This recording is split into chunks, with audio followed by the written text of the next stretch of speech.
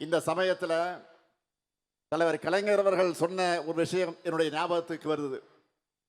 நான் உள்ளாட்சித்துறை அமைச்சராக இருந்தப்போ ஏராளமான பணிகளை முன்னெடுப்புகளை நாள்தோறும் செய்கிறத பார்த்து ஒரு விழாவில் பேசின முதலமைச்சர் கலைஞர் அவர்கள் என்னுடைய துறையில் செய்யப்பட்ட சாதனைகள் எல்லாம் அவர் பட்டியலிட்டு பேசி, நான் உள்ளாட்சித்துறை அமைச்சராக இருக்கலாமோ என்று தோணுதுன்னு சொன்னார்.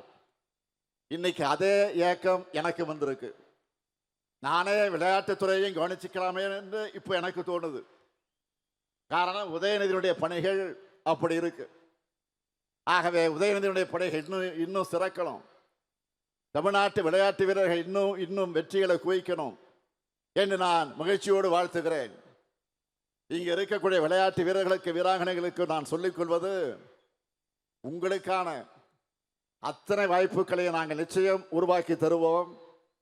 நீங்கள் விளையாட்டில் கவனம் செலுத்தி முறையா பயிற்சி பண்ணி உங்க திறமையால நம்ம தமிழ்நாட்டுக்கு, இந்திய நாட்டுக்கு பெருமை சேருங்க.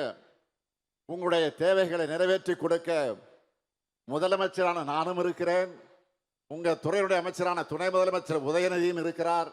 என் நம்பிக்கையோட உங்க சாதனை பயணம் தொடர என்னுடைய வாழ்த்துக்களை தெரிவித்து, களம் நமது, வெற்றி நமது. நன்றி, வணக்கம்.